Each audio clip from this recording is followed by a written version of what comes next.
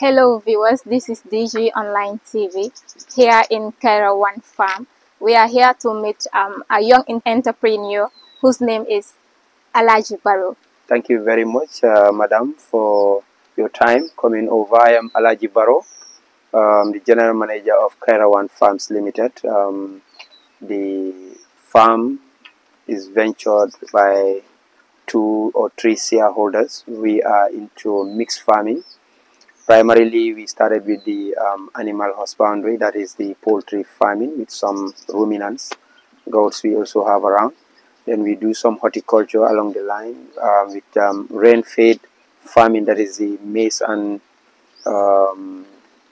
groundnut. This year we're trying that one also. So practically what we do here is just general farming setup, and we have permanent trees also that we have on board. The place is a 5.25 hectare land that we acquired like 2 years back. Then we venture into land preparation, started with our structural building. Then we have our first batch of bats that we import from Holland through G Farms in Kunju somewhere. Then we have like the first stock was like almost 4,100 bats that were with us for almost 1 year, 7 to 8 months. So when they reach maturity, we dispose them off and then trying to do the preparation to get others on board again. So practically during the interval, we go into some horticulture, that is the garden production, okra, lettuce, cabbage, and other produce that are available for the market. Okay, so currently we are in the rainy season. We are doing the maize cultivation and then groundnut also, just to keep the employees busy, to allow us to be able to prepare in preparation for our next batch of parts that we intend to do. Okay. Yeah. So for how long have you been ventured in? Yeah, practically we started here in 2020. Then the work actually starts here somewhere around 2021 December. Right, that's going to be the early part of 2022. In February we start working in 2022. That was the beginning of our land preparation. That took us like completely 90 days to wrap up all the clearings, level the land, and then come up with our structures. So from that to now to date is like almost 3 years. Almost 3 years, yeah. Okay. So what are the challenges you are facing when it comes to the farming? Yeah, it's a pilot. As you know, I am primarily a seasoned banker for almost a decades. Then I decided to quit and venture into agriculture. Farming is very demanding, very tedious actually, but looking at it, if you are somebody who have the passion and the energy, there is a room for you to make a headway. So, but the challenge is practically what we experience here is in the side of animal husbandry that we have for the first time piloted. We started with, as I said, 4,100, but the major challenge there is 2 or 3 things: your technical know-how, food, and then you have the market where you need to sell, because you are operating as a local based producer. You are going to compete in the market with imported, and you have the greatest challenge, that is the feed that will sustain the animals. If you lack those 3 things, you have a bigger challenge. You may not be able to go. Okay, so those are the major challenge when it comes to this. So for the other side, that is the horticulture, which is not that much difficult and that much technical. You only need to know the formulas to apply and when to do your growing for particular crops that you are targeting to do. Yeah. What motivated you to become a farmer? Yeah, I think that question is very important. But actually, not every farm youth, especially, let me count it that way, will have the passion to leave the normal routine job from 8 to 5 or 8 to 7, whatever. So for me personally, I have a passion for job in terms of agribusiness. So working from 8 to 5 confines me, and then my time is always in a very rigid time that doesn't go beyond that 8 to 5. But now you have a whole team of people that you have to coach. You have extra time to look up to things and come in. So there your income line also is not limited to whatever the 30 days might provide for you. I don't know whether you understood. You can work today, whatever produce you have. Nobody have a rigid to say you are going to produce only $1,000 is no. Your production is open, it's not limited. So having the passion to come into agriculture, it is something that motivates me. And agriculture in every nation is one of the key backbone for development, right? So those are the things that motivate me to come into, and I have some mentors that I look up to that are able to do. And then in every serious venture, they have an element of agriculture that you have to key into. You cannot live without food, not so, but you can live without others, right? Yeah. So when it comes to watering your crops, how do you do that? Yeah, during our initial setups here, we decided that we need to our own water supply system. That is, we have two boreholes.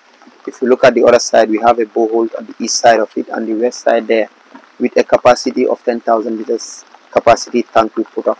So we link them in a way that there is only one that will be functional now, but can supply up to the other side. So we have a drip system that is going to our crops. If you look at the other side, we have like 288 orange trees that we planted last August. So they are coming to their 1 year right now. We have grafted all of them. So we have drip line that is put there with stop valves. Once the sun is on or you want to water, you open the stop valve, then water will just be flowing there straight. So if we are okay that they have enough water, you go and stop the stop valve, close the stop valve, then you open the other side for it to go. So that's our source of water, and it's solar powered, not electricity. Yeah.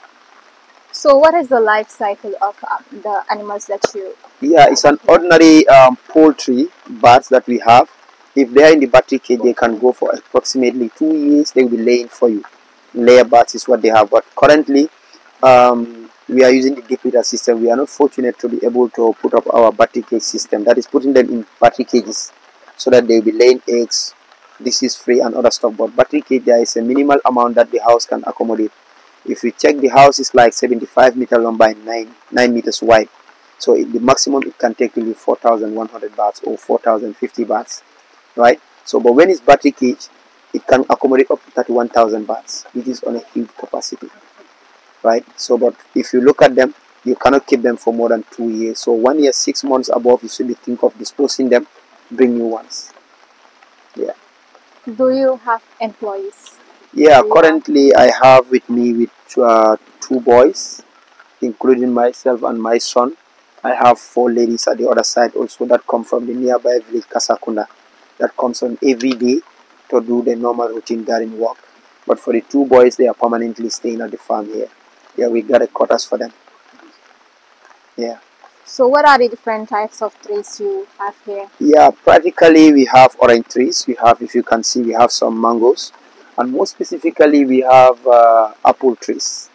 Okay, the apple is by curiosity. We understood that Gambian notion. We feel that it cannot be grown here, whatever. So, but for me, I'm the type. Whatever you say is impossible, I would like to taste and know that it is impossible. There I can have a conclusive evidence to say that it cannot.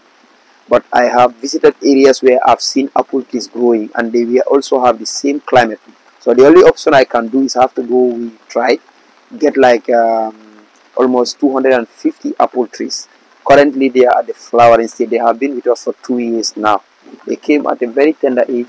We plant them, then trying to take care of them. Up now, they are okay. But you lose some along the line. But if you check, we have like 213 stands at the moment. So how do you plant these apples? Because people in the Gambia have the belief that apples cannot be grown in the Yeah, Gambia due to soil. we set an order for, we went to East Africa. We contacted some farmers there who are doing extremely good, and probably East Africa and West Africa we might have similar climatic conditions, but to give it a pilot try, we have to make it this way: go there, order some stock, they just prepare them at the nursery stage until they are grown up. They send it over for us here by shipment through the flight. We pick it up, come and nurse them a bit, and then trying to transplant them. And a species of this type is like 3 meters, 3 meters interval. So we did the first one. We have seen some few occasional cases on social media. People are trying 1 or 2 apple trees and they are growing. So we see that we want to set the pace to have the first commercial apple farm in the Gambia. Yeah. So what are your expectations in the end of this rainy season in your farm? Yeah, actually we expect, normally every rain fade have its own pros and cons. But for right now, we expect that as a startup, if you can see, we have grown some groundnuts. On this other side, it is going very fine, and we have the other side within the orange trees. We have some maize that we grow there, and then for now they are going very fine. If the rain persistently go with this pace off and on, we believe the harvest might be good for us. Yeah, inshallah. Okay, so what advice do you have for the young citizens hanging around? Okay, actually, we have to give each other hope and encourage to do. Nothing comes easy, right? Okay, for the farming aspect of it, I think everybody should have the feeling that you grow what you eat and then eat what you grow, as it was a common slogan in the Gambia. So for me, practically, we hardly get anything from the market for our family consumption, and then other, in fact, we sell a lot to get some revenue for our sustenance on the project that we are doing. Okay, so everybody who wants to come in, and precisely the investors or citizens outside the country who are thinking what they need to be doing for their country or what they need to do to engage other youths that might not be fortunate to have space. The only thing is you encourage each other. Every property that you have, you should utilize it. Put in some agricultural ventures, either animal husbandry or these ornamental trees or even horticulture. There we can be able to empower our own people to feed on what we eat. Okay, so if not, the only thing we're going to be doing, we are relying on imported stocks that you and I can never give the guarantee of the health status of those one, health implication, their lifespan. In particular, like the case of egg, we understood that normal eggs can last like 90 days, that's like 3 months. That is imported because from foreign, it has to be cold stored, but here is freshly produced without no storage. Take it out to the market, then you consume it. So with that, you look at the health implications side, number one, and then two, you are feeding from organic material that you know you producing. But the ones coming in, we have social media campaign. You don't know exactly what you are feeding on. Okay, so I think for my last word to the viewers or anybody on the platform, anybody who wants to go into agriculture, just have the readiness, the passion, and then there you go. You live on what you produce, and then you produce what you are eating also. Okay, so there you are sort of some, at least financial freedom will come along your way. Whatever you produce, you have direct cash from your investment. Okay. Okay, thank you so much, Alaji Barrow. Yeah, no Thank you for problem. having Thank you you so here. much, and I'm very grateful having you guys for the first time at my Okay. farm. And subsequent time, I think we'll open up a door for you to come in and look at our harvest period also. No problem. Okay, viewers, this is all we have for you here in Kairawan Farm. Please do not forget to subscribe, like, and then comment. Thank you.